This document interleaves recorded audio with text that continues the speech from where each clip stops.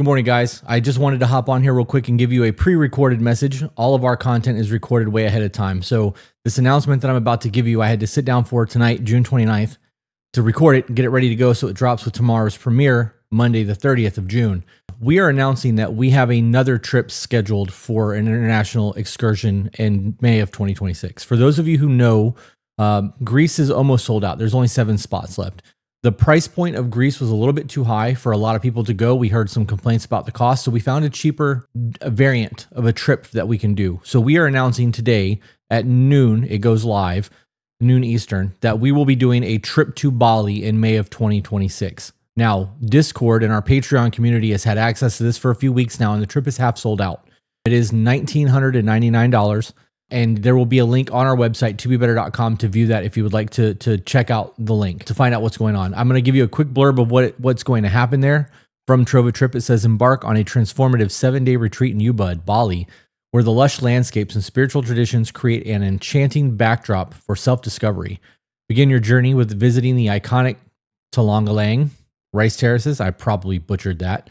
Immersing yourself in the breathtaking beauty of the cascading green fields. Experience spiritual rejuvenation at the Sabatu Holy Water Spring Temple through a purification ceremony that offers a profound connection with Balinese traditions.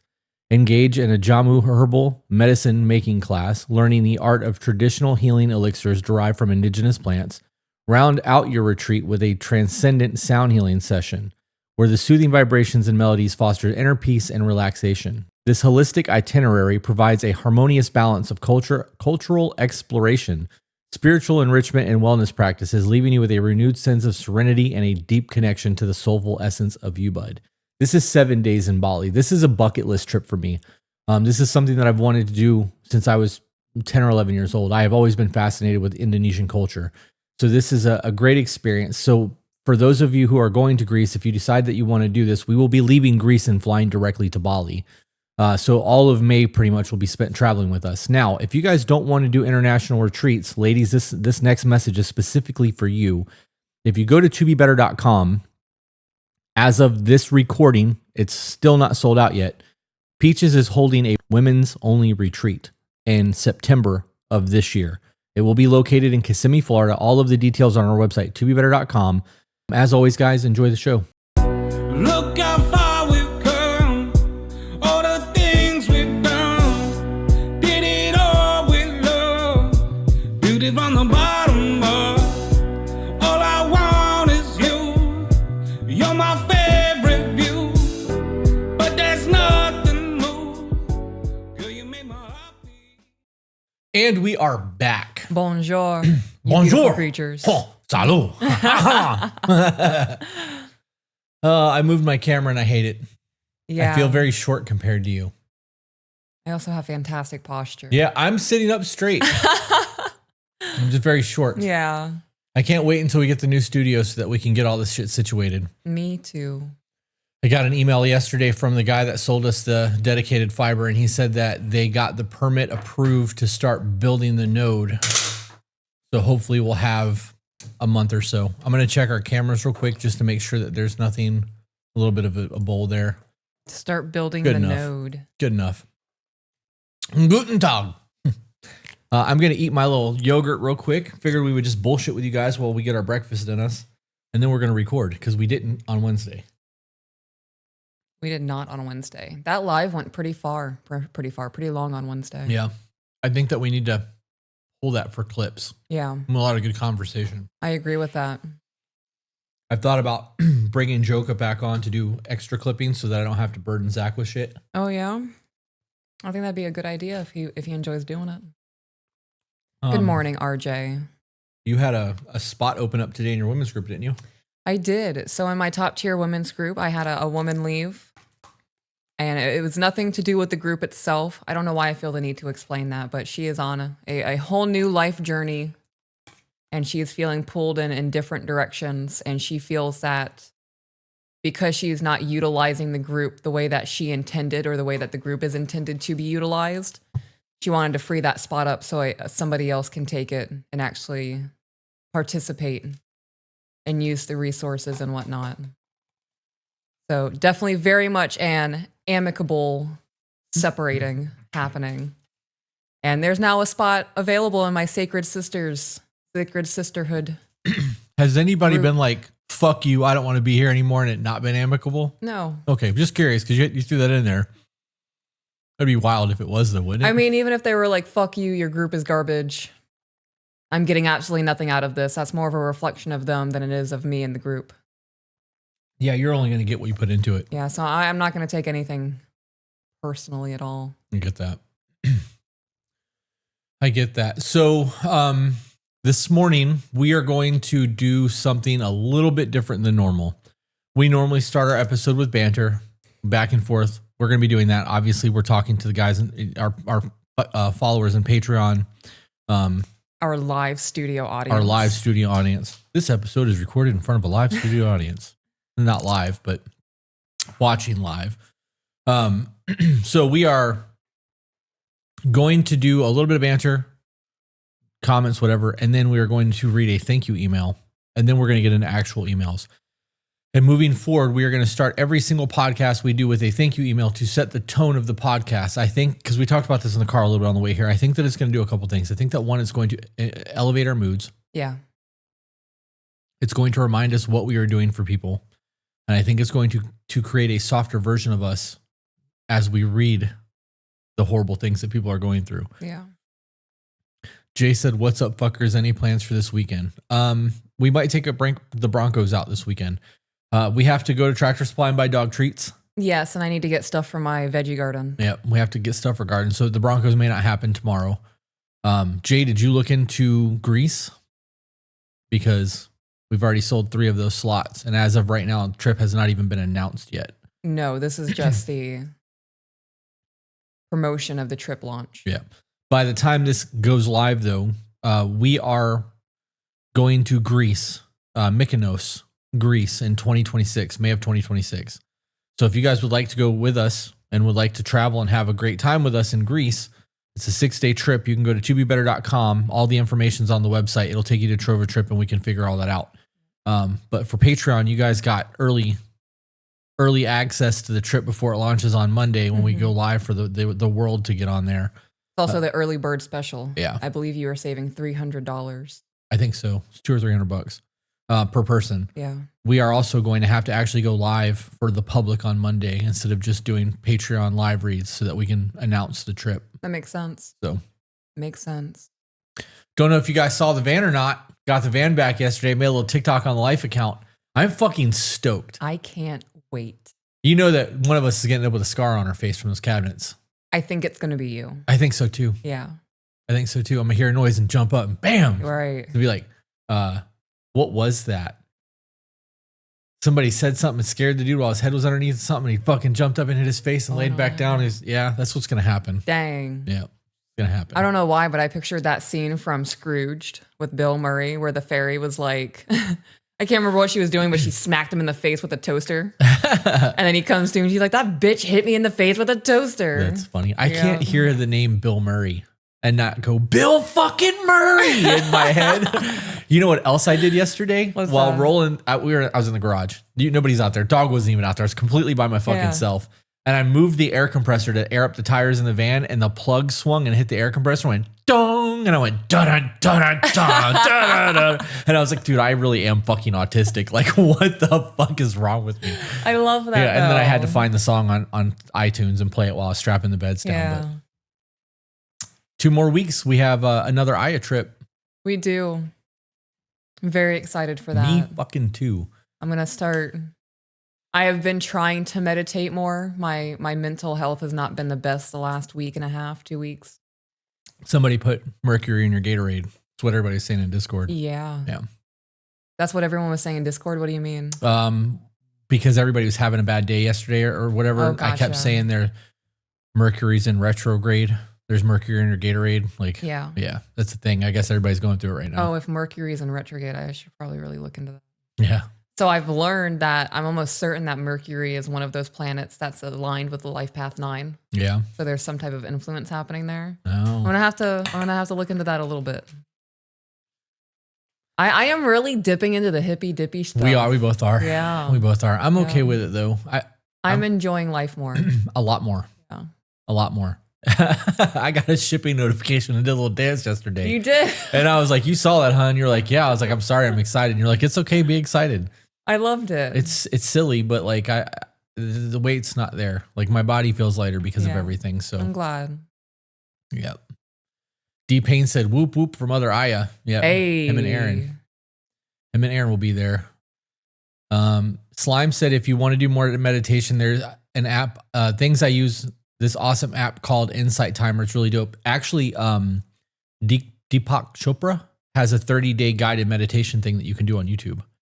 And like, it's just daily meditation and he guides through. So I think that as we do our meditation for the retreat, we should sit down and use that. I agree with that. I'm also reading a new book right now called Go Higher, 5 Practices for Purposes, Success, and Inner Peace by Big Sean. I have no idea who that is, but apparently he's a rapper. And in that book, he told me about another book that is one of his favorite books, and it is The 7 Spiritual Laws of Success by Deepak Chopra. It's a very short book. It's only an hour and 26 minutes. But I'm going to be getting into that next. So, their Birth of Sloan said, I'm finishing my sign up now. I'm going to Canada tomorrow morning and will be gone all week. And I'm slightly nervous due to the diet, but I'm still finishing the sign up. Are you going to be at the retreat in Florida with us? Because there's 3 of us then. Chris, you know who Outcast is? Of course I know who Outcast is. Big Sean's not Outcast though. No. That's Andre 3000 and Big Boy. Mm-hmm. Right? Big Sean was signed to Kanye West label in the beginning, and he's a Interscope artist as far as I know. I don't know. I'm not a big music person, guys. I listened to regular music for the first time since the retreat last night. Birth of Sloan will be there at the Florida retreat. Yeah, he like you said, signed up with Kanye in 2007. He blew up after releasing his 3rd mixtape, Finally Famous, Volume 3. Yeah. There was a thing in his book where we talked about this on the live stream last week. I'm just going to hit it real quick and then we'll move on. That he talked about how when he met Kanye West, he was already doing radio battles. And he went to the radio station and lied and said he forgot his phone. And the receptionist knew who he was. And he was like, it's the one in the back. Go ahead, go back there and get it. She's like, I think Kanye's back there. And he's like, oh, word? And he already knew. He had his fucking demo and his press kit and the whole all of it with him. And like he ran into Kanye real quick. The DJ introduced him and he was like, can I rap for you real quick? And Kanye was like, I'm in a hurry. And he's like, I just want to let you know that this specific song changed my life, blah, blah, blah. Kanye was like, all right, you can rap to me on the way out. And as they were walking out, he had like 50 raps ready to go. And he said he rapped the entire time that they were walking out of the building. And Kanye was so impressed, they asked him for a demo. And he was like, yeah, here's my CD, my press kit, the whole 9. I love that. And that's how he got signed. And he said, I started rapping when I was 11, started DJing around the same time in middle school. Like I have built my entire life around music. And if it wasn't for all the preparation that I had done in my journey, when I met Kanye, I would have missed that opportunity. Yeah. And that's why I always say there's no such thing as luck. Mm-hmm. Luck is the result of hard work and preparation. He did the hard work and he was fucking prepared. 50 raps in your head ready to go and you remember all of them. Like that's preparation. It wasn't luck that got him to where he was. Was it his own lyrics? Yeah, it was all his shit. That's even more impressive. Yeah. Yep. I've written 2 songs in my life. Yeah. One of them was when I was 10 for a Mother's Day gift. And the second one was a remake of Justin Bieber's Baby, but called Bacon. I was also very young when I did that. Yeah, that's funny. Yeah. I have written music. Yeah. Well, songs, lyrics. But I used to write a lot. I mean, obviously I write a lot now. I'm fucking 6 chapters in a book that I started on Saturday. Yeah. It's 1 week and I finished half my book. Mm-hmm. But I've also written every day. And I've given myself 3 to 4 hours, sometimes twice 3 to 4 hours. Because I sat down yesterday, wrote chapter 5 and 6. Mm-hmm. So Slime said, I love the dangle things you have on your glasses, Peach. Thank you. I have to live life with glasses chains or I would be blind. Without your glasses chains? Yeah, because I put my glasses down and I don't know where they're at. Yeah. I take them off and they just sit here now. I don't have to, my mind can't get in the way of anything here. We really are the you lose it and I find it couple. Yes. And I still ask you where shit is and then I find it. Yeah, it happened yesterday. Yeah. Hey, where's that? Never mind. Yeah. How exciting that you're going to Greece. My partner and I might actually make it make it to book that spot. You should definitely at least look at the trip. I posted the link in Discord yesterday. I'll post it again after this, and then we can talk about it in Discord if need be. I'm gonna try to say her name. Hang on. So she just joined my Sacred Sisterhood group. Okay. So that's the Greek that moved to Germany. Okay. If you recall, we've had that conversation. And her name is Dimitra, but she said how you say it in Greek and you have to roll that R. And I'm not going to lie, I've been practicing it. Well, run it. Come on now, you're building me the tension. God, I'm nervous. I can't look at you guys. Dimitra. Dimitra? Dimitra?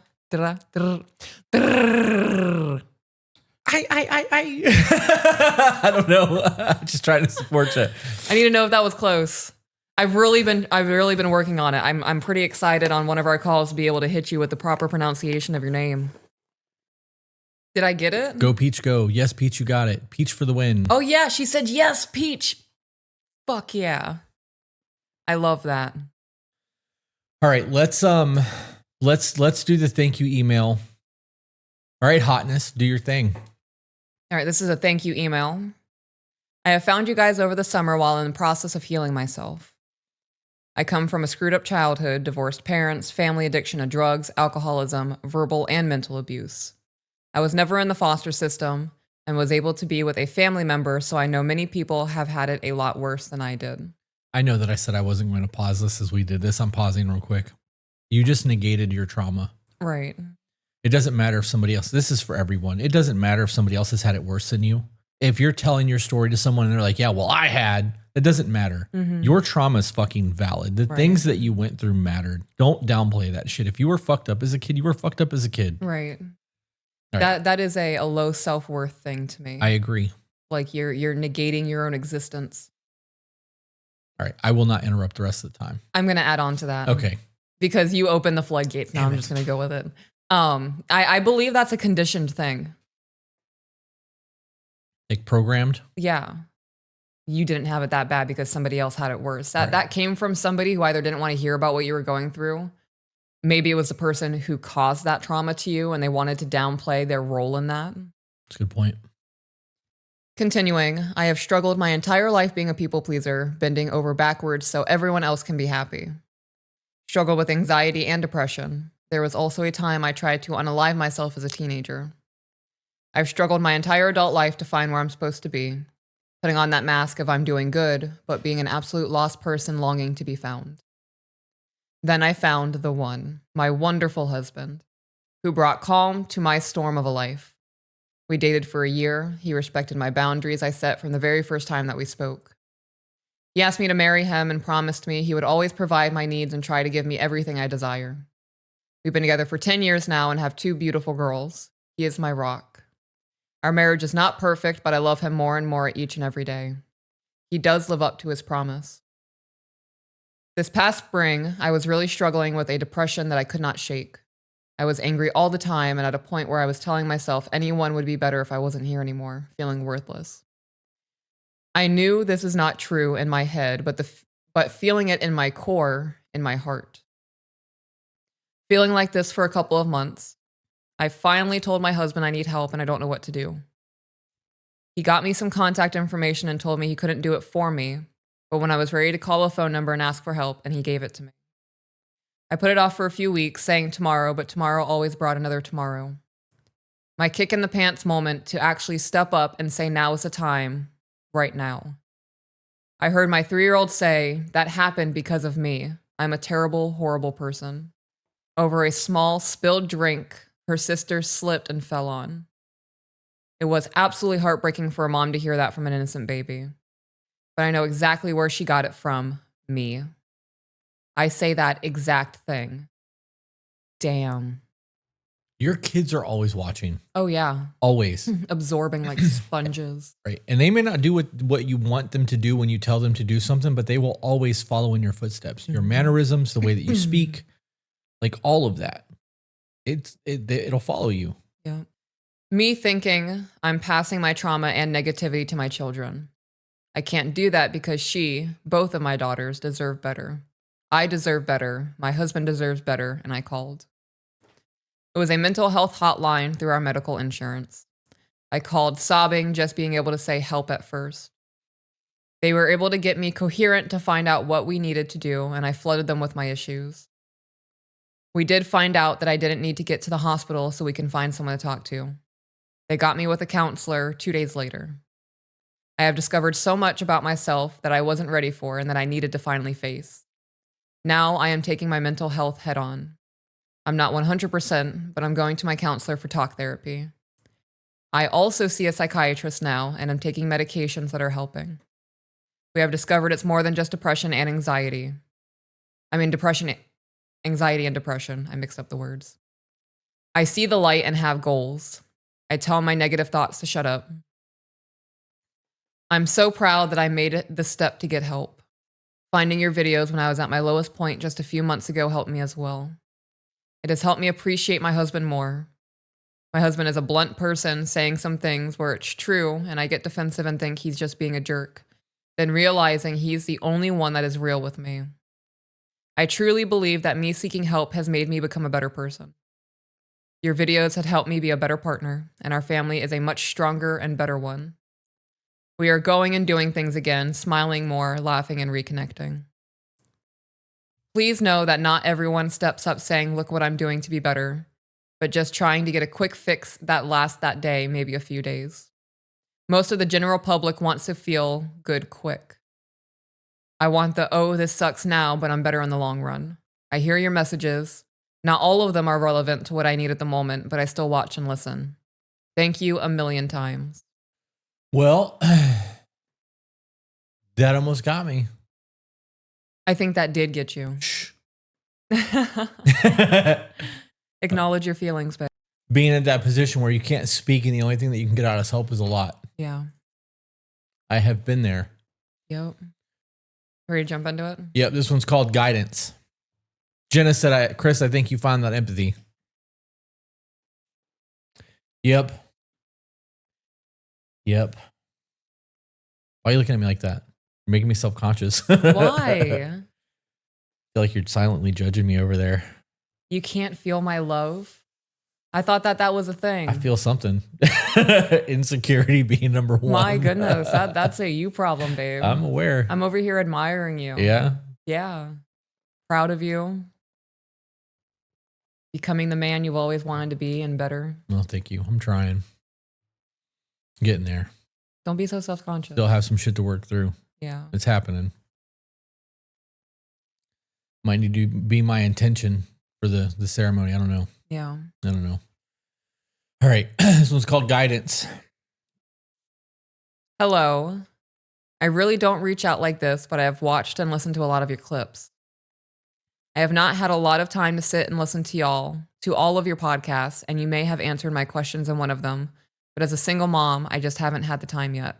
I'm going to pause. You have all kinds of time as a single mom. Mm. You can put your phone on, play the podcast, and go about your life. It's not like you have to sit down and read these episodes. It also doesn't need your undivided attention. I listened to the Let Them Theory while I was cooking last night, and I was talking to you, talking to the dogs, talking to the kids, thinking about recipes, and the things that needed to stand out to me while I was listening stood out to me. I always do a second read through of books when I listen to them because I know that I'm multitasking, but I'm able to knock out books in a week or so. I still think that our subconscious takes that information in. Yeah. It just doesn't have our whole focus. And this is a Chris thought. I think that because our subconscious takes things in when we have the realizations of what we read or heard, it feels like our ideas. Because it feels like our ideas, we're going to do the thing because it's way easier for us to feel like we came up with some shit than to have somebody tell you what to do. Right. Yeah. Yeah. There, you have a whole lot of time. Instead of listening to music in the car, listen to a podcast episode. Instead of sitting on the couch and watching 4 episodes of Bridgerton, watch a podcast episode. Yeah. Continuing. Anyway, I will lead with my question and then tell you a bit of my history to explain my question. How do you know and trust that you found a true leader and a true dominant man and a partner and not someone who is abusive, who knows all the right things to do and say, but just turns on you? And how do you put yourself out there for that while still protecting yourself? Okay, so before let's try to answer that without anything. You go first. Because this is more of a woman's question than a man's. I would pay attention to actions. I don't care what somebody says to me. I need to see who you are. I'm gonna shout out BoJack Horseman as I do when I want to say something profound. One of the characters in that show said, "I don't believe that there is a deep down. You just are what you are. You are what you do. Your actions make up who you are. That deep down, I want to be a good person. I want to be considerate. I want to be empathetic. And then your actions show otherwise. That deep down is nothing." Right. So I would be paying attention to actions. I'm not moving in with somebody after 3 months of meeting them, especially with children. You're not meeting my children until a year of us speaking, going on dates, getting to know one another.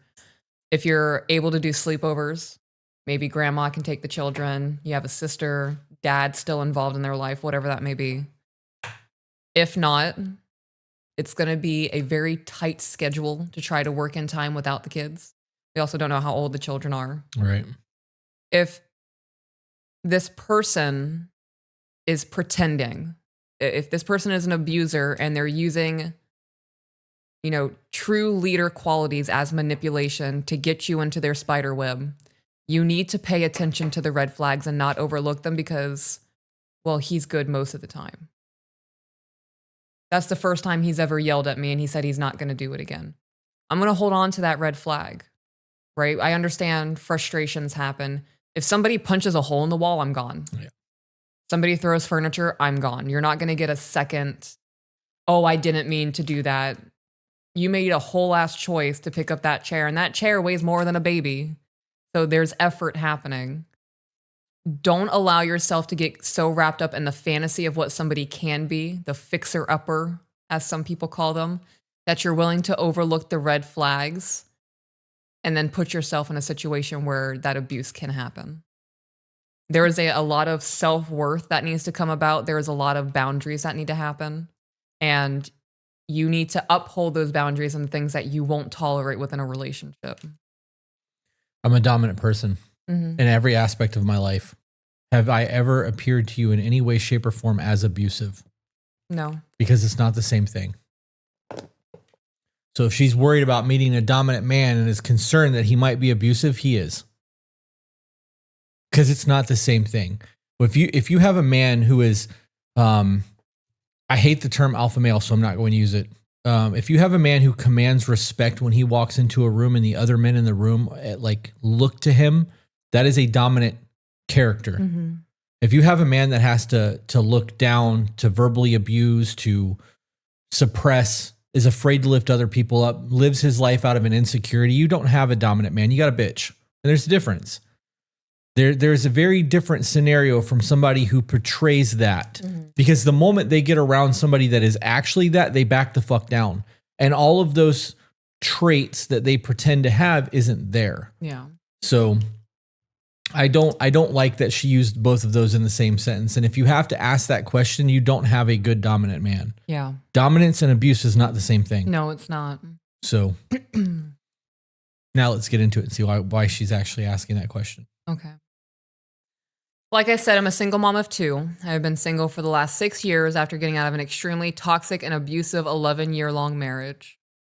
I am very kind and caring and loving and submissive in nature. I have always been with every form of relationship. It's what makes me happy and content and fulfilled. It's not to say I'm not capable of being the alpha. I hate that terminology. Me too. So Female, yeah. Do you want me to start that sentence over? Or I want to actually, before we do that, I want to go back to that previous statement. She said, okay. I've been single for the last 6 years after getting out of an extremely toxic and abusive 11-year-old long marriage. If you were in an abusive 11-year marriage, you have a whole lot of ideas of what the roadmap of that abuse looks like. Mm-hmm. If you had a dominant person and now I understand where this dominant submissive thing is going. If you have a dominant in that scenario and he's abusive, that's a very different conversation than just a dominant overall strong man that kind of runs shit and him being abusive. If you're looking for a dom sub relationship, there's a whole different set of guidelines that come into that aspect. Mm-hmm. But that aspect should also carry into the day-to-day life. So you have an idea of what's supposed to be right because you had 11 years of wrong. Mm-hmm. You need to learn to trust yourselves, guys. If things don't feel right, here's a really good way to word this. If things don't feel right to you, it doesn't fucking matter what anybody else thinks. Yeah. If your internal compass is not pointing north, leave. Mm-hmm. Especially if you're in a courting phase. Hey, if there's just something about this that's not right, that is your lizard brain going, run, bitch. Yeah. It's not to say that I'm not capable of being the alpha female in charge of my life. I hate that terminology. I have been doing that for myself and my girls, like I said, for the last 6 years. And I have found that I am truly capable of doing that and making all of the decisions and providing for my family and doing what needs to be done. But I also know myself well enough that I don't want to have to do this. I want a partner that can provide and help make the big decisions, or talk them out with me, but then make them with the family's best interest in mind and not be selfish with those decisions. I would love to work part-time with battered women to help support them getting back on their own feet, but I also want to just take care of the house and dinner and the kids when they get home from school, and my husband when he gets off of work, and be that kind of wife. Okay, so let's discuss that, because it sounds to me here that she doesn't have a man yet, that she has an idea of who she wants and what she wants her life to look like. Mm-hmm. Currently writing a book. This is gonna be the fucking thing. I'm the new vegan. Writing a book is the new vegan, guys. Don't worry, I'm gonna tell you I'm doing it. Mm-hmm. I have covered this. You need somebody that you're compatible with, that has the same goals and aspirations and the same values. If you don't have that, you're not getting any of this. Mm-hmm. If you meet a man who believes that every woman should have a job, I'm not giving her shit. It's going to be 50-50. I'll take these chores, she takes these chores, and I'm never giving her a dime. You're not getting a traditional life. Yeah. You won't, it won't happen. You will not have that even remotely as an option, or even a part-time job, because you are going to have to pay for half of everything that goes in there. Compatibility also speaks to a whole lot of, do we have the same faith? Do we have the same retirement goals? Do we have the same political views? Like how are we going to live the life once we decide we move in together? That's why, like you said, with the year, the longer you can make your courtship last, the better. A year is not a long time. I know that when you're young, a year feels like a long time. I'm telling you now, when you get into your 40s and 50s, a year feels real fucking quick. We're about to wrap up the first quarter of the year. Like, we're in Q2 right now. Yeah, we're already in Q2. Right. We're not wrapping it up. It's already wrapped. Right. Yeah. We're in Q2 right now. But we're getting to the point now where like tax season is just over with. Like it'll be over on Tuesday. That's how fast 2025 is gone. Mm-hmm. And so for us, because this is what we do, like it seems like yesterday we were doing the fucking blooper reel, and you know what I mean? Yeah. And this is going to get aired in June or July because of the way that we work. If you don't have people that are in that alignment with you and compatible and working like that, we wouldn't be able to do this. Like if you were a lazy woman and only wanted to record once a week and didn't want to do anything else but fucking hang out with the kids and watch TV, and I had to clean the house, this wouldn't be a thing. We wouldn't be able to have made a podcast. Like, so that I know that I just jumped from topic to topic to topic, but my brain went from topic to topic to topic. So I'm fucking going with it. So my first thought in all of this is that you need to make sure that you're dating with intent, and you need to be very clear about what you want on your first and second date, third date. Like those conversations need to be had. I know it's rude to talk about politics, but if you're left or right leaning, you need to be very clear with the person that you're sitting down with. Like I'm liberal, I'm conservative, I'm whatever, so that people know where you're at. Because if you're sitting down and you guys mesh really well, and you have somebody that hates the other side of the political spectrum and you don't, this isn't going to work. Right. Your religion, what kids look like. Are you going to be okay being a stepdad? I got 2 kids. Like it's a tall order. Mm-hmm. And then obviously wanting to work part-time with battered women, that's a whole other thing on its own. Like if that's your dream in life, is to be able to help battered women, you might have to do that on your own and set up like a 501(c) or something. You might not get a man that's willing to take care of enough of your life to do that, especially if that's what you're looking for in a man. Because that's not how relationships are working. If you're looking for a caretaker, that's not a husband. Right. But I am terrified. My ex started off that way. We met in high school. We knew each other for over a year before we even started dating. After I graduated, we started dating, and we were together for over a year before we got married. I thought I knew this man. You knew the boy. You guys met in high school. Yeah, you knew the boy. We got pregnant super early into our marriage, and then shit changed. His leadership changed into abusive controlling. His actions and decisions were being based on his needs, not those of us all. I was still required to work full-time, but had no say in how the money was spent. I mean, there's a whole conversation in that as well, though. Right. Just because you have a full-time job doesn't mean that you can't hand over the finances. I mean, that's the thing. When we first started dating, we were both working full-time still. Well, Yeah. you were working full-time. I would go hang out at the tattoo shop because it was mine. Yeah. But when we decided to move in together, you gave me your entire paycheck to handle all of the money. And like, you know, I made your car payments and deal with all that shit. And then as we got serious, obviously you didn't have to worry about the shit at all anymore. I take care of all of it now. But there's nothing wrong with that if you have somebody that can lead. I really think that the bigger issue here is that you met a kid in high school, got married a year later, and then after your graduation, things started to change for you. I can't stress enough how young we are at 18 to 25. Still kids, in my opinion. We are still children at that age. Mm-hmm. We are prepared to turn 18 our entire life. And when we turn 18, we think we're adults. We think that we fucking know everything that we need to know. And in reality, our parents are still taking care of us. That next 5 to 6 years of your life, or 7 years, or however long it is before you really get your shit together, is a learning experience. Mm-hmm. You guys making crazy life decisions and like thinking that your life is going to be the way that it is always at that age, you're still very, very, very wrong.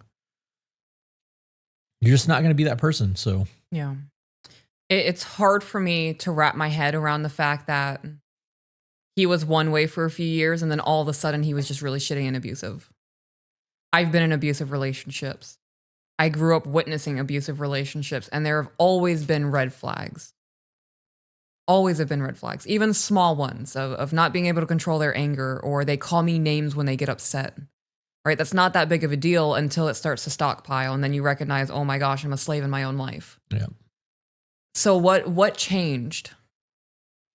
That's something that I would reflect upon, right? Because people don't just go from one character character trait's not the word, and character person's not the word. They don't go from being one way to another way after 8 hours of sleep. Right. There's always a catalyst, right? Our retreat was a really big catalyst for the change that I'm going through right now. That was the thing. Right. But that change didn't happen over the weekend. Right. Like, we are still fucking going through a lot. And it's been a month. It's actually been Monday is 1 month. Yeah. So like, you know what I mean? Like, that change is not an overnight thing, like you said, and change is gradual, which means those red flags absolutely did happen. Mm-hmm. So speaking on our own personal life, just to relate to what you're saying. Yeah. So with that in mind, I would look back on how that relationship actually played out, not just my feelings and things that happened or the things that made me feel good. What were the things that I was willing to overlook because I was young, dumb, and in love? Yeah. Hey, wait, Lorna is in the chat. Lorna, we're going to Greece in May of 2026.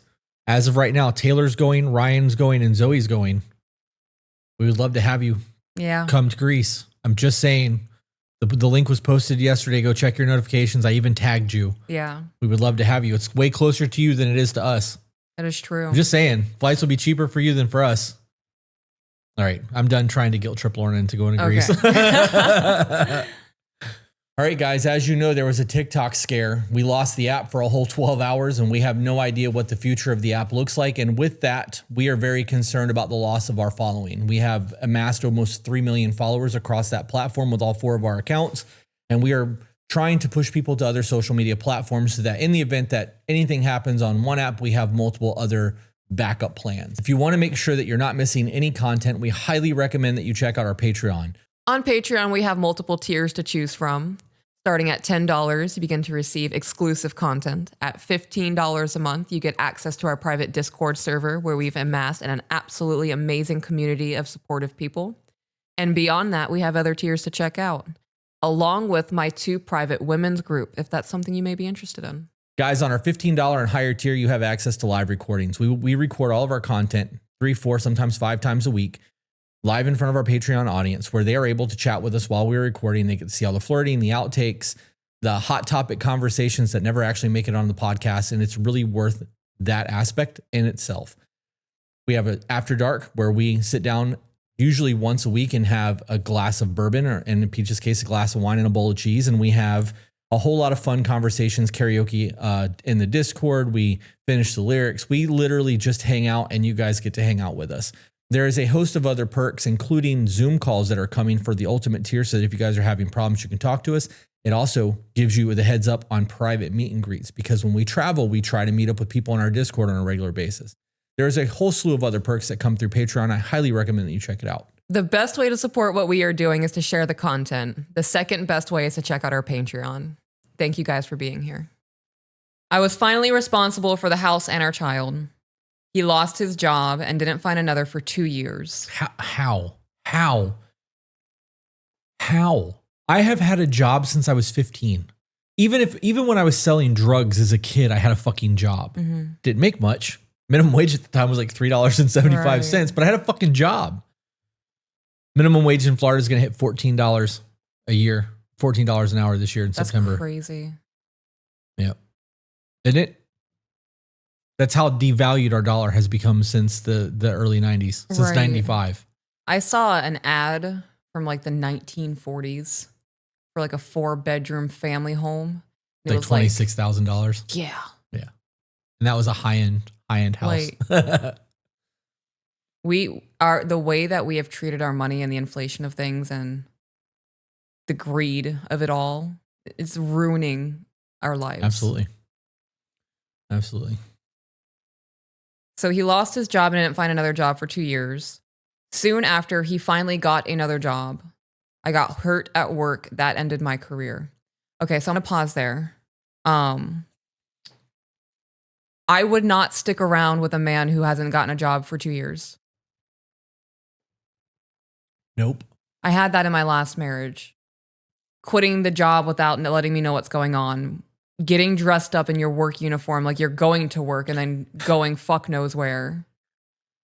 I don't do that game. I don't do that. I'm not going to work. Well, I can get something lined up. I'll figure it out tomorrow. I'm not playing that game. This rubs me such the wrong way. This rubs me in such a wrong way because I know what I went through and I know what other people are going through, and that frustration of I don't understand how he or she can't see that our livelihood is staked on the fact that we have to have income in the household. Okay, so I'm gonna do something. I don't know if I probably should do this, but I'm gonna do it anyways. You were young when your ex did that. Quit his job. Your ex-husband quit his job. Yeah. Told Early you he was 20s, going to work, mid-20s. and for 2 weeks went dressed up as if he was going to work to a friend's house. Well, I'm almost positive there's infidelity or something happening at that point too, right? Yeah, I mean, at that point, there was already infidelity going on, like through the internet, messaging other people and whatnot. I don't know where he was going. How did you handle that though? I lost my fucking mind. Did you stay? I did. Because I was pregnant with our second child by that point. So there's a whole lot that goes into all of this when people are dealing with things like the workless and the 2 years without a job, and she's already pregnant with a kid at that point. Right. There's a lot that goes into that. And being 18, 19, 20, or even 22, 21, 23 years old, you do a whole lot of dumb shit out of necessity because you feel you have to. Right. And moving forward in your timeline a little bit, not much longer after that, you were living in his mother's house in a living room with a fucking child. Yeah. Right? Like if you would have left, you would have removed a whole lot of trauma from your life. It would have been really fucking hard in the beginning, but you would have made it work because you were the one that was working and providing for everyone at that point. I mean, it would have been hard either way. I ended up leaving like 10 months later. Right. So it definitely would have saved me a lot of time. And me looking back and reflecting on that, anybody who's in that situation, I'm not going to say it's absolutely inevitable that the relationship's going to fail. The likelihood of you ending up to leave anyway, if you're already thinking about it, is already increased. Right. I would not wait 2 years. I'm looking at this like this is younger me, sitting in the bedroom, sobbing, pregnant, not knowing what to do. don't put up with this.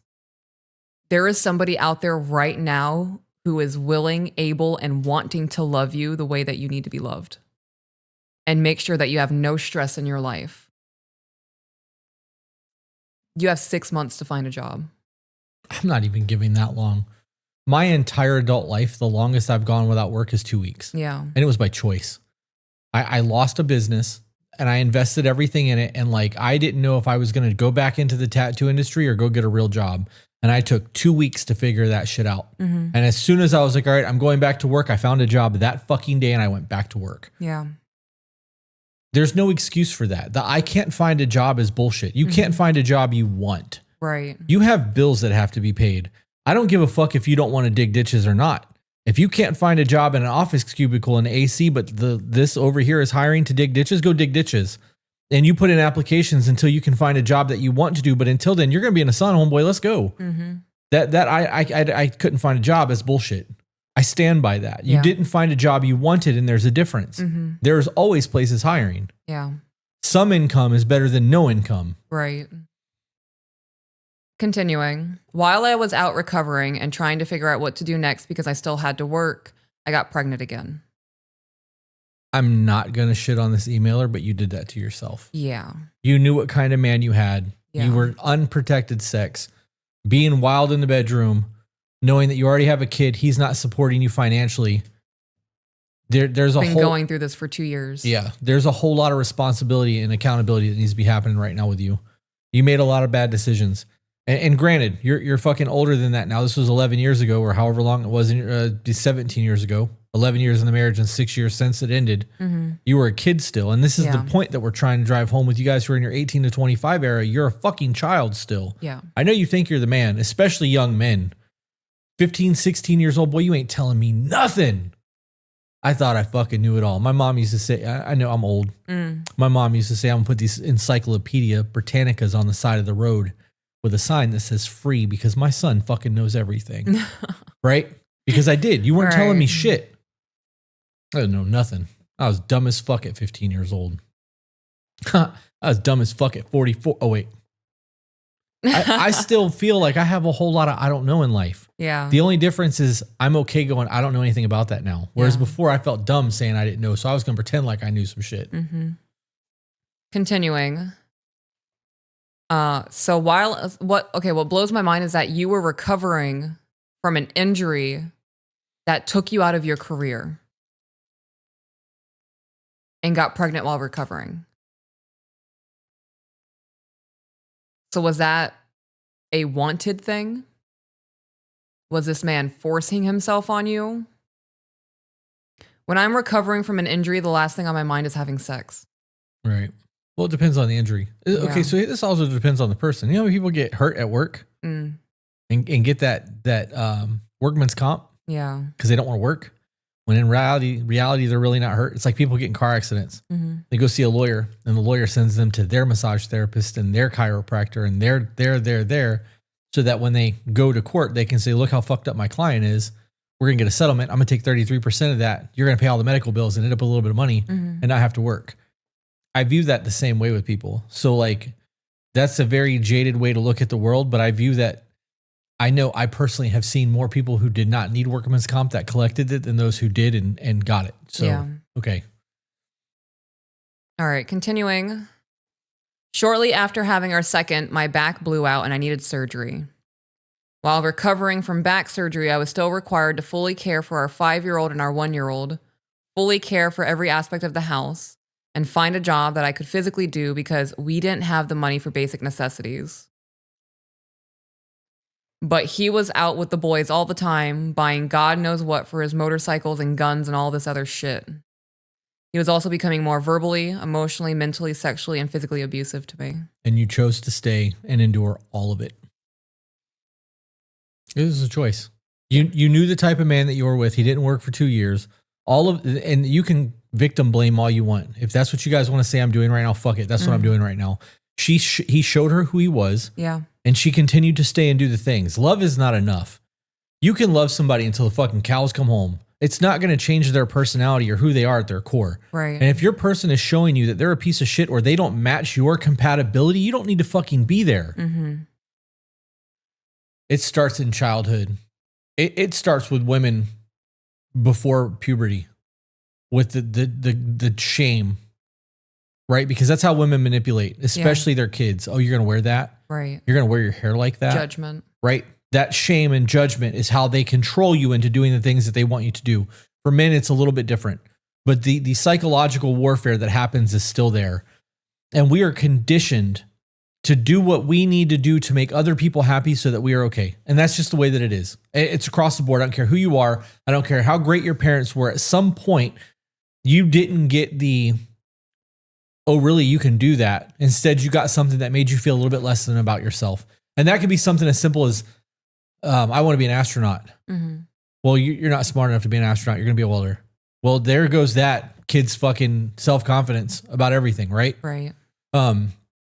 That whole situation is very prevalent with almost every child on the planet. Like, it happens. Unless you've got some really fucking healed, emotionally mature parents, you're not getting, you got this then, honey. You can be an astronaut, right? Right. That self-worth being gone and not having that, I can have whatever I set my mind to and I deserve better, sets people up to allow people to treat them the way that this woman was treated by her boyfriend or husband or whatever he was at this time. Mm-hmm. Probably had a bad example of a relationship from your parents. Maybe saw your mom get abused or had this type of situation, and it made you a people pleaser, which allowed your relationship to fucking have somebody in your life to walk on you. Mm-hmm. And because you didn't have boundaries and you didn't love yourself enough to go, hey, I deserve better than this and I'm going to go find it. You stayed. You had 2 fucking kids. You got verbally abused. You had to work through a blown out back.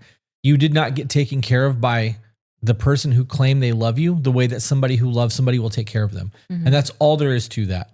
I cannot stress enough how much you guys need to reclaim your self-worth. Start giving yourself positive affirmations. Mm-hmm. It's not fucking hard. When you're feeling yourself, talk yourself up in the fucking mirror. Do it out loud. You know, you said something to me while we were on our journey, or since our journey, because we went really hard into frequency and vibration. Yeah. And I don't remember the conversation we were having, but I remember that it stuck with me because you looked at me and you said, yeah, but your voice is a frequency. It is a vibration. And like, I really wish I could remember what we were talking about. And in my book, because I'm an author, I wrote a book. I got write my second one now, guys. You should go to Amazon and buy my first one. It's called No One's Coming to Save You by Christopher Burkett. I don't even know what I'm going to call a second one yet. But in the second one, I referenced that conversation because everything is a frequency. Mm-hmm. Everything on the planet has vibration. The earth itself has polarity. It vibrates and resonates at a frequency. We can speak things into existence. So when you use your voice to tell yourself positive affirmations or negative self-talk, you are enforcing those frequencies and vibrations onto you, and it is shaping your opinion of yourself. I'm going to get off my high horse now and step back down to the normal podcast, Chris, because that was a lot. I had something I wanted to touch on, but I don't remember what it was. I got something you can touch on. Yeah. Bow, chicka, bow, bow. Okay. Okay. That was actually the conversation where I was talking about how if we are made in light of the Creator, our voices, the things we say are like spells. Yeah. Oh, okay. Yeah, that's what it was. You're right. That's exactly what it was, because I remember that too.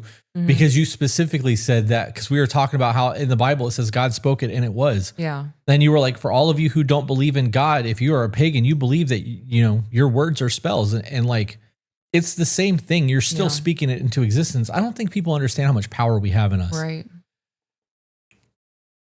I'm not going to get crazy on this podcast and start talking about this simulation theories. Okay. I promise I'm not going to go there. I want to so fucking bad right now. If we are able, I'm going to end this train of thought because there's not a way for me to have this conversation without getting into that. And it does make me a little psychotic when I start getting into that. So I'm gotcha. Pause. I don't remember what I wanted to say, but I have a new thought. Okay. If you don't love yourself, no one's going to love you. Right? And I'm not meaning that in the way that people aren't going to appreciate who you are as a person, or they're not going to be able to see the light that you bring to the earth. What I mean by if you don't love yourself, no one's going to be able to love you. You're the only one who can get yourself through your day. You're the only one feeding yourself. You're the only one who's making sure your hygiene's on track, brushing your teeth, taking showers, making sure you have clean clothes, keeping your space clean. You okay? Okay. I was breathing. Gotcha. You Yeah, I was sniffed crying. like you were getting emotional. No, I'm clogged on one side. Gotcha. I'm just trying to survive over here in this fucking flesh prison. You're doing a pretty okay job. I lost my train of thought again, so everything I just said can be cut if it doesn't make sense. Okay. Before I walk away, Lorna said, when does the Greece trip have to be paid for? Because it is in May of next year, I believe the final payment has to be submitted in March of next year. I could be wrong. It's 25% down, and then you can make payments on it, or you guys can use Affirm. But Continuing reading. real quick, Zoe said, have you seen the study of talking positivity and negativity to plants? The contrast between the two plants was astounding. Words matter for sure. They've also done it with water and freezing water. And when you give it positivity, it becomes beautiful snowflakes. And when it's not, it changes the frequency of the water. Yeah. I also think that's why it mattered when we had our prayer over our medicine before we took it. That there was a difference from Friday to Saturday. Anyways. There was also a study done. I want to say it was with rice.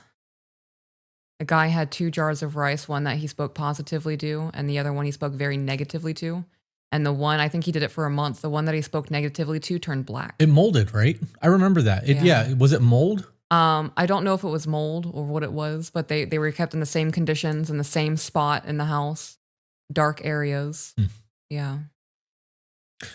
Tiffany, it is not posted on our website yet. I will repost the Grease thing in Discord and tag everyone in it for the pre-purchase. It goes live Monday. So Discord will get it before Monday. Obviously, I posted it yesterday. I'll do it again. But it's not going to be live until Monday. You guys can still order and like sign up ahead of time at the discounted rate, but everybody gets it Monday. All right, continuing. I will fully admit my fault in this. Took me another 4 years to build up the courage to get myself and my girls out of there. But I did eventually. And I went back to school and I've healed a lot and have done a lot of work on myself and with my girls. And I know that I do not want to be alone. Okay, wait. So are you only dating to not be alone, or are you dating because you want companionship? I think that matters. I think that matters too. I think that when you date to just not be alone, you're going to accept anything that will come your way because that's what you're looking for. Intent. Like it's intent. Give me 1 second. Let me do this while I'm thinking about it. All right, gorgeous. Do you have anything before we get back into this? Because if not, continuing. How do I trust someone again? How do you know that he is not going to flip on you years down the road? This wasn't a quick, I have to know, so bam. This was gradual. You don't know that. Right. You're your own guardian. And if you overlook things or allow someone to cross boundaries one too many times, you're allowing yourself to be weak. You went through this for 11 years. You know what the warning signs are. You know what to look out for. You need to trust your own intuition. The knowing what you will not accept in a relationship is number one. I would recommend writing down everything that you want in a partner, and then writing down your non-negotiables, things that you absolutely will never tolerate from somebody, and keep that as a memory, because as things get hot and heated and lustful and things are great, you might overlook some of those things because things are great right now and you feel good. The reality of this is that you are going to grow and evolve your entire life.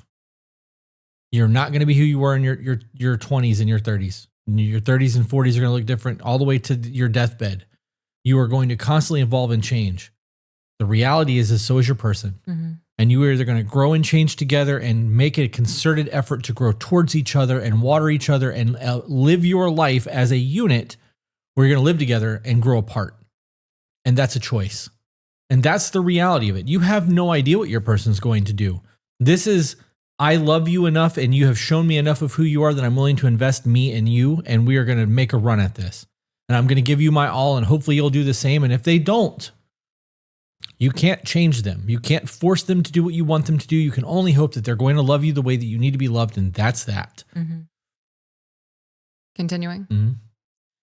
I'm not sure if you guys can help or not. And again, I am not one to reach out like this.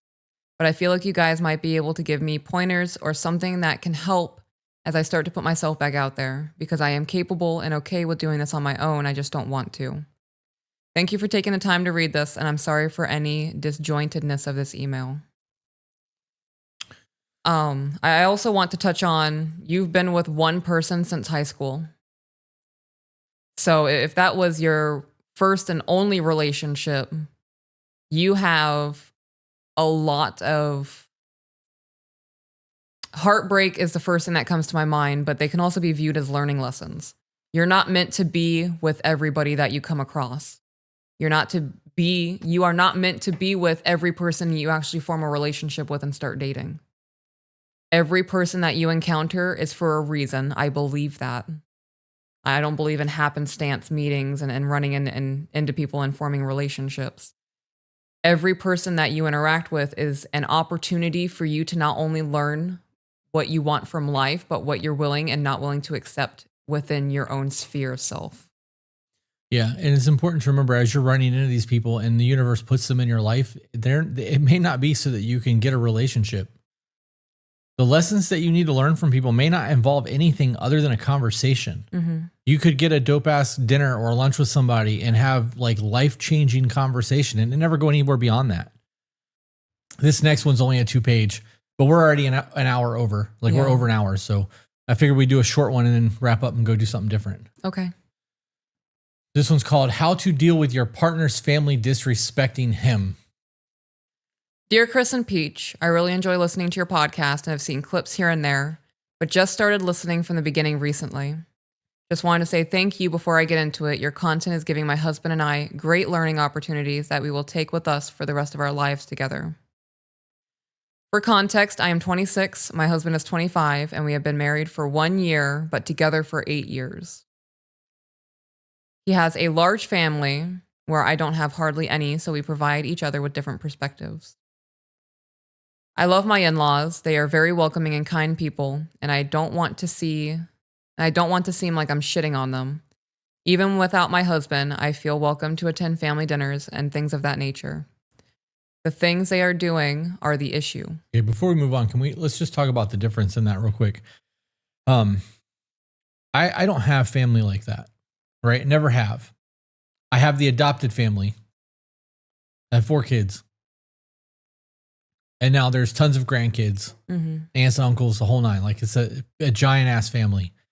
And even though I consider them my family, I'm not close to everyone in the family the way that they are because they're so used to being inundated with people that are loved ones, right? I don't have the bond that they all share. And the idea of doing constant group conversations or, random weekly phone calls where we just sit and bullshit is not a thing for me. Because I enjoy my downtime and I find things to do with myself. Being an only child, it's very easy for me to find things to do. I don't need people. So for somebody that doesn't have a very large family, getting around people who have a very large family and everyone being tight-knit, it's hard for us to understand that life.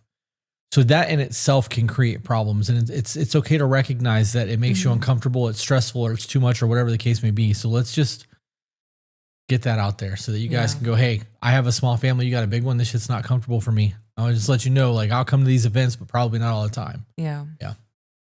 Continuing, recently, I feel like they are being disrespectful towards him. My husband doesn't like surprises and isn't interested in group activities unless it's a family function. He tells them outright that he doesn't want a birthday party and would rather make money on his birthday than to come home and then come home and relax with me. They came to me and said that they were throwing a surprise party for him, and I instantly knew he would hate that. I told them that he wouldn't like it, and they brushed it off and started inviting people anyway. They told me not to tell him. I would tell my husband. Right? I'm not playing that game. I'm not married to you, Mama June. I'm not married to Hank, who is June's husband. All of his family, siblings, aunts, uncles. Y'all can have a problem with me, but I'm not going to have a problem with my husband. That's it. That's fucking it, babe. Where are they having this party at? Right. They're going to come home. They're going to come over to an empty house if they're thinking that. They're just going to invite people over to where we live. Right. Locking that damn door with a deadbolt. Y'all can even catch me peeking out the window and I'm not going to come out. I hear you knocking, but you can't come in. Yeah, fuck you.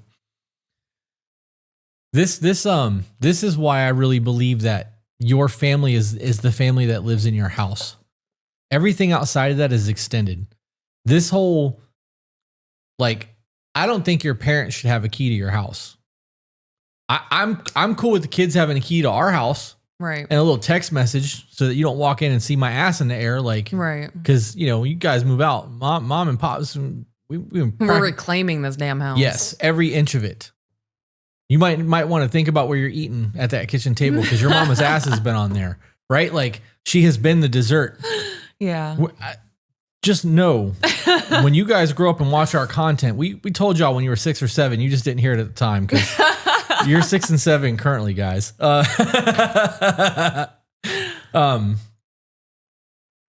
So I do think it's cool for your kids to have a key to your place, but I don't think it needs to be the other way around. I agree with that. And I don't think your parents have a right to be in your home or a right whenever to they want your to. home. Yeah. Right. And I think that speaks on the ability of kids to always be able to come back if they need to, kind of thing. But this idea of you inviting somebody else to my house, wrong.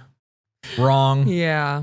I don't care how close the two of you are. I'm fucking putting my foot down. Yeah, that's a fucking issue. I don't want people knowing where I live. Right. So if all of a sudden your mom starts inviting 30 people over to our household and giving out our address, I'm one of those people. I'm not giving you somebody's phone number until I get permission from them. I'm not either. You can give me your number and I'll text them it. And if they want to talk to you, they'll call you. And that's how I handle that. Yeah. Because I would be fucking livid if people gave out my phone number. I have 3 of them. Yeah. And one of them's never even, I guess technically one of them is only on all the time. The other 2 are only turned on when I want them on. Yeah. I don't, man, that privacy shit's real. Yeah. The things that belong to me, like my phone number, my address, all of those kinds of things are not just free to give out to whomever you want to give them out to because we're related for whatever reason. I get offended when people message me on Messenger that I don't know. Mm-hmm. Don't call me. One of the contributing factors to me ending a relationship within my family was them giving out my phone number without my permission. And this was before we were anything, right? Oh yeah. Yeah. Yeah. This was it was a major breach of myself. I view like my phone number as part of me. Right. Right. It is an extension of you. It's a direct line to you. Right. So I think I made my point. No, you did. We both did. I mean, it's valid. Yeah. I don't like this. So before we move on, how would you handle that? Because that's what she's wanting to know. She's saying that her boyfriend's family or husband's family oversteps boundaries. And the way that I would handle this? This was the first, for instance. Yeah. How would you have, obviously locking the door is an option, but how would you have handled that in the moment when they called and said they were going to do it? Because she did tell them that we're not going to be, he wouldn't like that. So we just had that whole conversation. I know my husband, he's not going to like that. Well, I know my son and he wants to be surprised. Don't tell him we're doing this. It is inappropriate of you to ask me to lie to my husband by omission. Damn. I'm not doing that. And I would say that. That is an inappropriate ask of any married person to their married person, especially if you know that they're not going to like this kind of thing. He has already said, I want to go to work. I want to make money. I want to come home and spend time with my wife. He has made his wants known. And they are still choosing to go behind his back and set up something they know he's not going to enjoy. His wife just reaffirmed he's not going to enjoy this. Yeah, I would say that's an inappropriate ask. I'm telling my husband what you're planning on doing. Be mad. Yep. Maybe this instance will allow you to learn that that's not something that we're going to tolerate and that's not something that we're going to allow happen within our lives. And if they're like, oh, well, we're inviting them all to your house. If you invite a bunch of random people to my household, you're never going to be welcome in it again.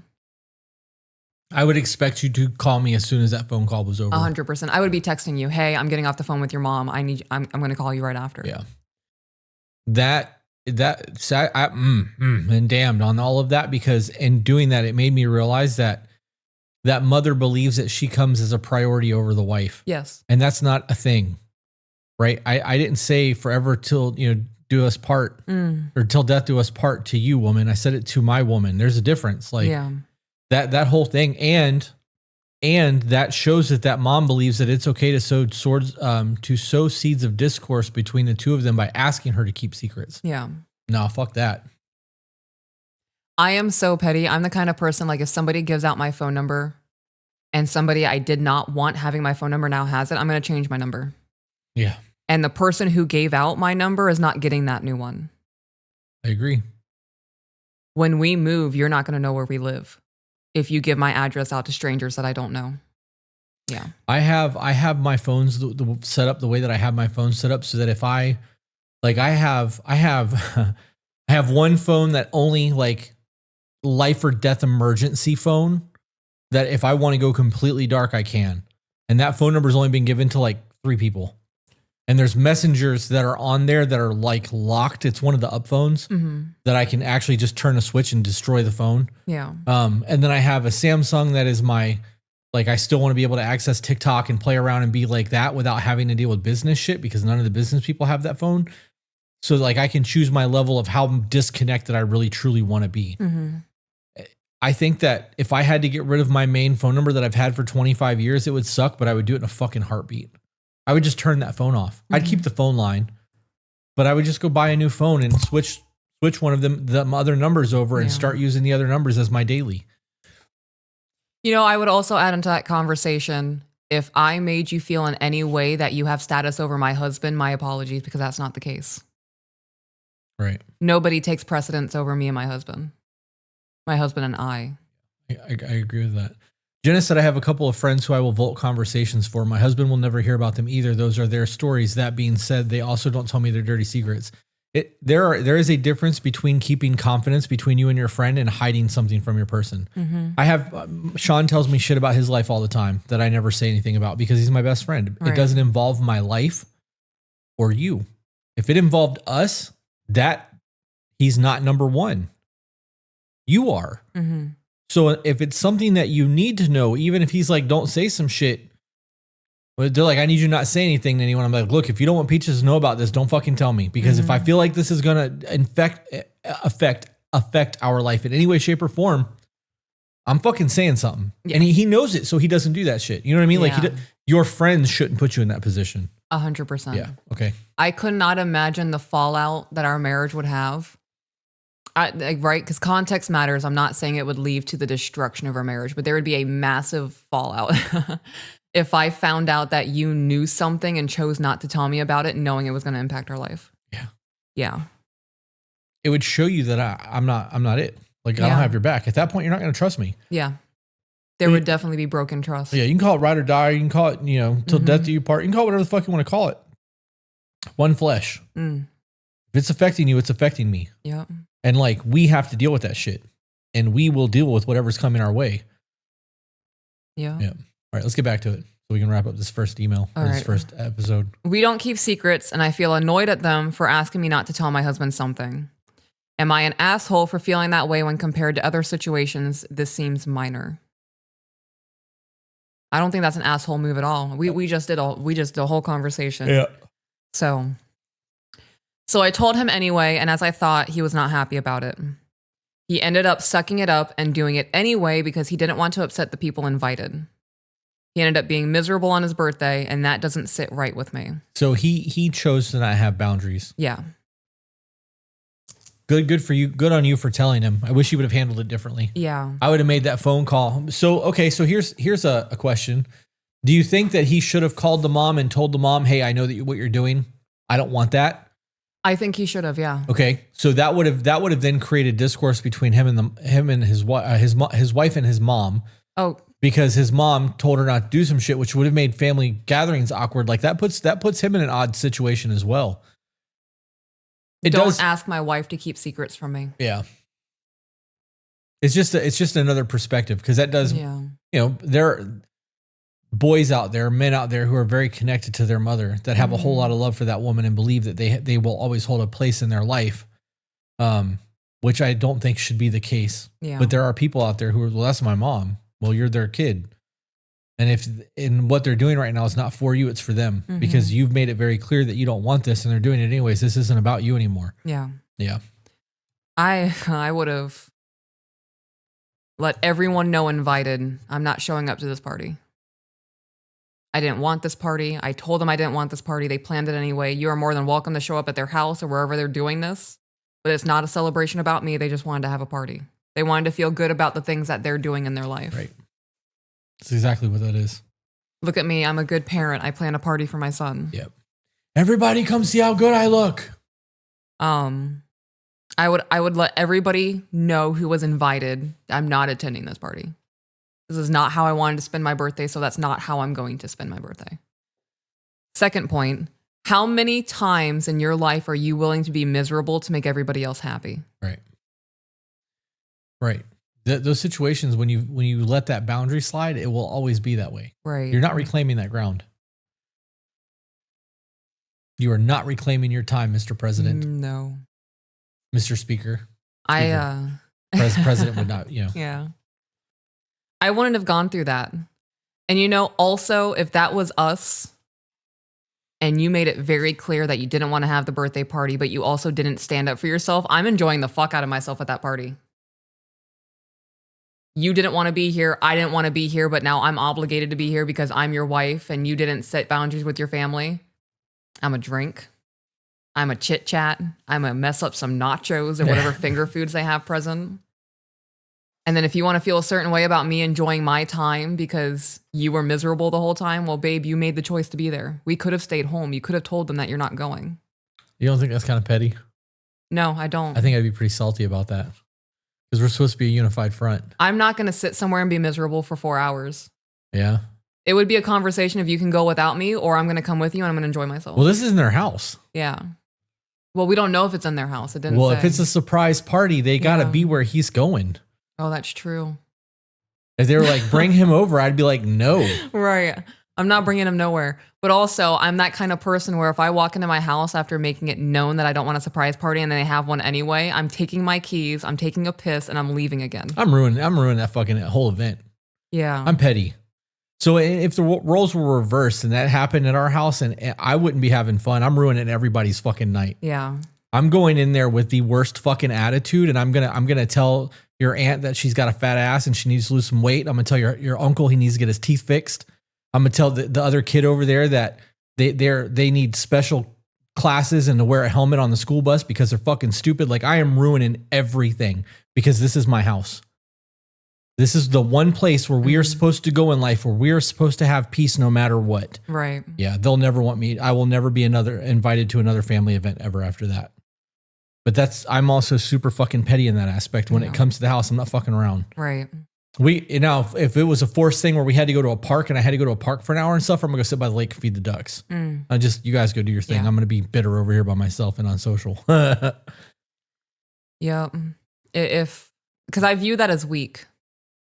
I agree. What this man did was weak. And there is a lower level of respect for that for me. I agree. So if there are conversation of, right, knowing us, we would have conversations of, babe, you don't have to do this if you don't want to. And then I was met with excuses and all these other kinds of things. Yeah, we're going to go to that party because you're dead set on going because you don't want to upset your mom or your dad or whatever. And I'm going to enjoy myself. Yeah, that's absolutely fair. Yeah.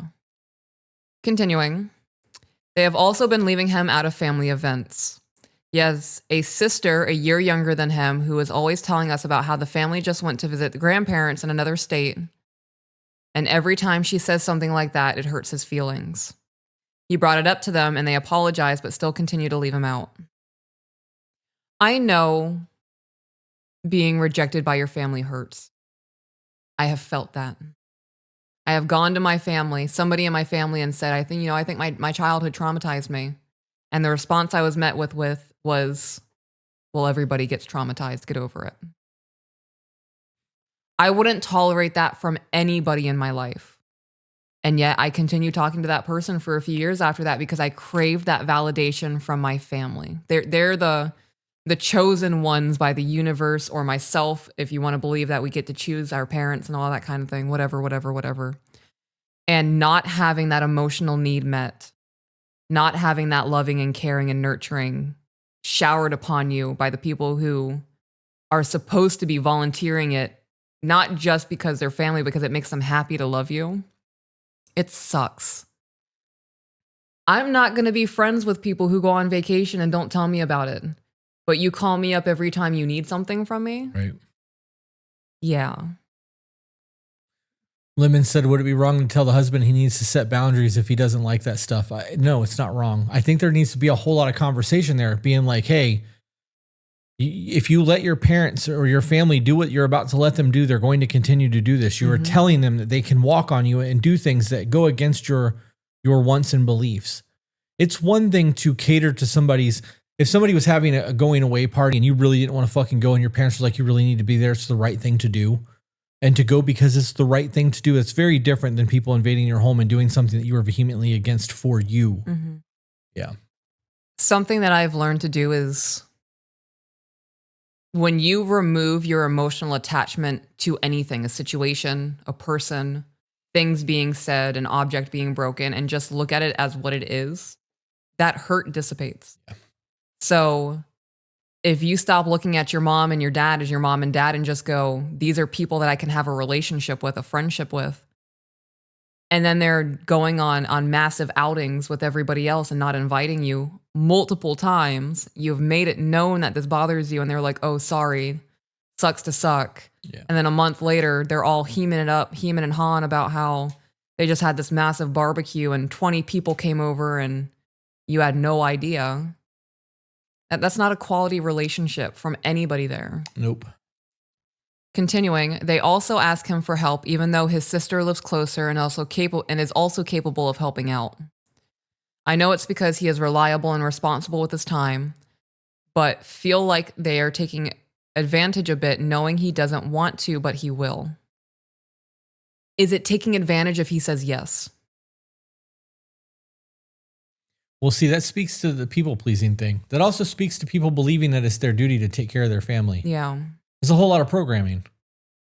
And that's the difference between somebody with a big family and somebody that's not, because I'm willing to bet he heard about their family his whole life. So he believes that you're supposed to do that shit for your family where she doesn't have that big family and she treats people the way that she's treated. There's a blessing in that, because I'm not going to be manipulated and stepped on by people. If I'm not okay with something, I'm not okay with it. There's no, well, that's your mom. Well, I'm her son. And she didn't give a shit about me when she was doing things she was doing. Like, why should I give a shit about her? Yeah. Relationships matter. And it doesn't, the parent aspect doesn't matter. And that, like, the DNA bond or whatever. So I had a whole thought because she said, but it feels like they take advantage a bit, knowing he doesn't want to, but he will. And when I think of taking advantage, I think of like a man being stronger than a woman and forcing her to do something. Or somebody holding a pew-pew to somebody else's head and saying, you're either going to do this or there's going to be repercussions, right? There's an advantage happening because you have the higher hand in what's going on. So I Googled the meaning of taking advantage of, and it's to make unfair demands on someone who cannot or will not resist. They exploit or make unfair use of for one's own benefit. So cannot or will not resist. I also think of like diseases, someone who's bedridden, someone who's in a wheelchair, right?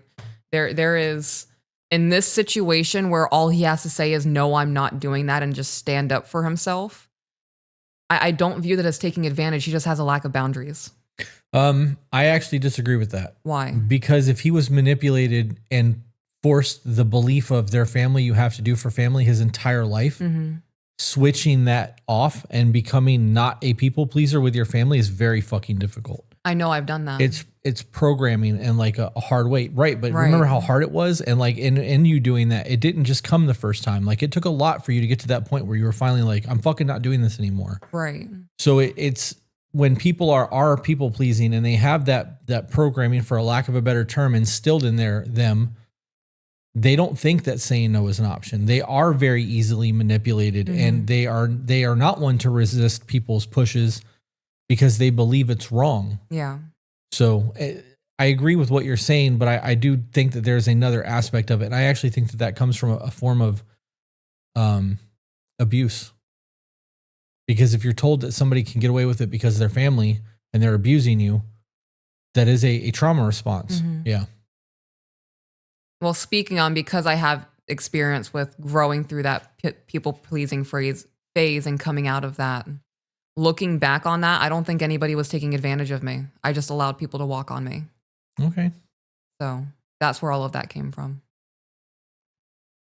I agree with that too, though, Mm-hmm. because you are making a choice.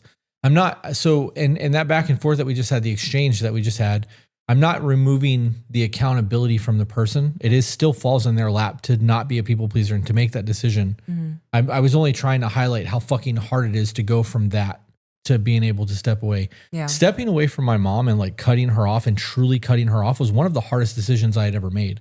And it was years coming before I finally made the, like, I just can't fucking do this anymore. So it's just a lot. It is a lot. And that's, you know, unfortunately for people who live in that situation with the big families that, just had a whole thought that we'll have to talk about off the podcast if I can remember at that point. But I think that people that have that big family still use that as manipulation, Mm-hmm. because it's very easy for them to be like, well, we're family. So fucking what? I wouldn't accept this from my best friend. Why would I accept it from you because we share DNA? That's not in most people's, line of sight. He only gets 1 day off a week and works a second job on what would be his other day off. Helping them can be a burden sometimes. We split expenses 50-50 and both work full-time jobs. Is there a way to approach them about stuff like this at the moment and tell them not to treat my man this way without being aggressive like I want to and causing more family conflict? I don't want to make his relationships harder. I just want to alleviate the stress and upset they cause him and give him some much needed space. I'm wondering if she's talked to him about this and if he said, go ahead and say what you want to say, because that could also, if he views that as making his life harder because his wife and his family doesn't get along, then he does put his family on that pedestal. Like that's a very real conversation that needs to be had. And I think that needs to be had way before she has a conversation with them. Yeah, I think any conversation that has to happen with what's going on with the treatment of him needs to come from his own mouth. Yeah, I agree with that too.